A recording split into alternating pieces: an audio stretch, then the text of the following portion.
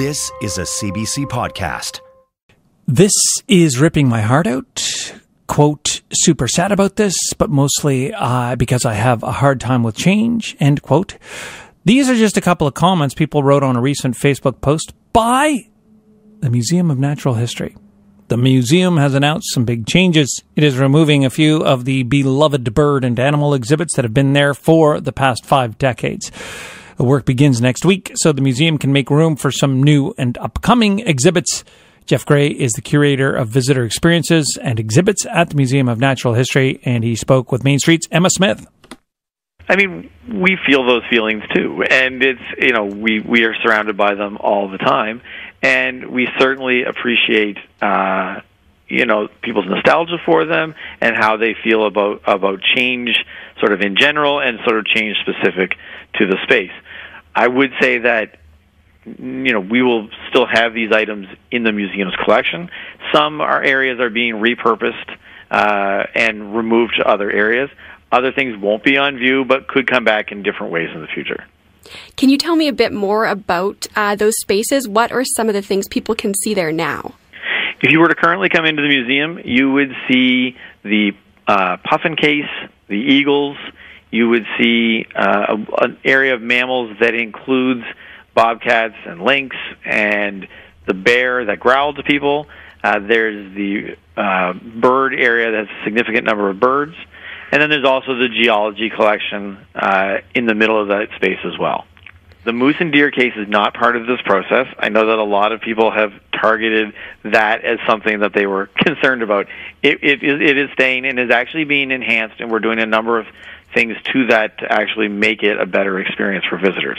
We are looking at the puffin case and how it can be reincorporated into the museum in some capacity. We're looking at that as being one of our first steps that we're working towards.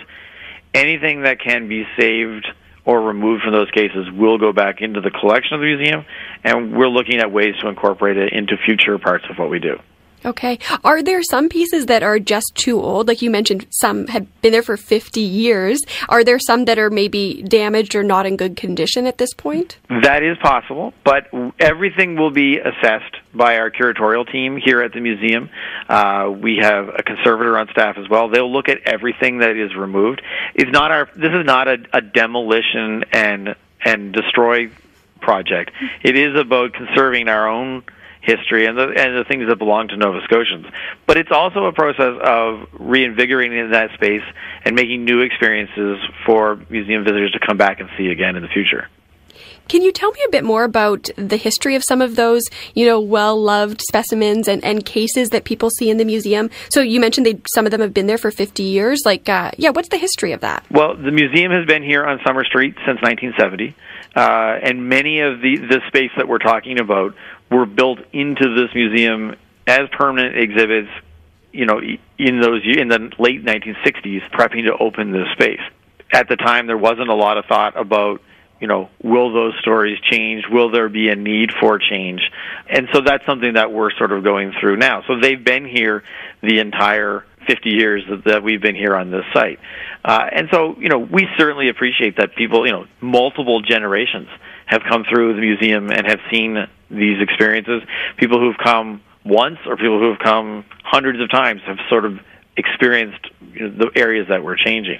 And, we understand, the powerful pull of nostalgia for those items.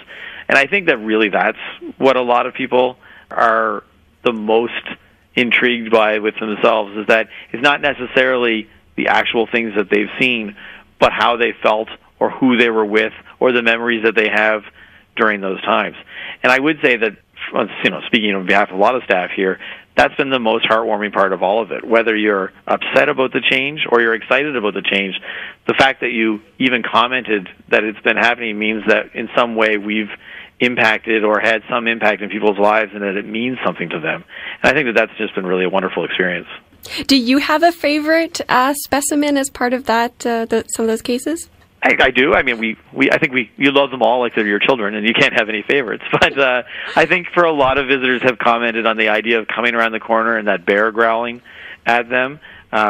We actually had removed the growl while the museum was a one-way path during the pandemic. We are going to bring the growl back for the weekend, so if anyone wants to experience that again, we'll bring it back. I think that that's fun. I think that it's fun for a lot of people because they remember coming either as a child and being frightened by that growl, or coming with their own children, like I have, and had my own children be frightened, and then for them to learn that it's not that scary. I think it's those kinds of things that are meaningful to people. I remember coming as a child and looking down into the eagle case, seeing that illusion of it looking really far down below, and I think that those things will be my favorite memories, but I'm also just really excited about the new things that we're going to do and the new memories that we'll make for visitors. And so, why is this happening now? Why is this change being made now? So as I had mentioned, we are working towards a new permanent gallery in 2023, but we're doing this work this year because we have funding allotted to do the work in this year, and that you have to prepare the space first before you can bring in the new project. There isn't a way for it to turn from one day to the next. It is a bit of a project to remove everything from that space and then start the construction on the other end. It is happening a little bit earlier because of funding, but the exciting part for us in that way is that it will allow us to have a temporary space for a small window of time for us to tell some new stories that we wanted to tell and haven't always had the space to do it.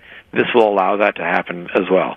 We're also really excited that this space will allow us to keep a different temporary project that we will be announcing later this month, and that project will now be able to stay longer. So it's really offered us some interesting opportunities as we move forward. Can you spill anything about the detail of these upcoming projects or exhibits people might be able to see? I really want to, and because we're very excited about it. But I think that the project, the one temporary project that will last for all of 22, is something that I think that Nova Scotians have asked us a lot about and have asked us for opportunities to see. And I think that, for visitors of all ages, from the littlest visitors that come here to perhaps some seasoned veterans who visit the museum, I think it'll be a really exciting project, one that's very Nova Scotian, but also one that resonates beyond. And I think people will be very excited about that. Jeff Gray is the curator of visitor experiences and exhibits at the Museum of Natural History. The museum is going to be open through all these changes, and beginning Tuesday, admission will be by donation. For more CBC podcasts, go to cbc.ca/podcasts.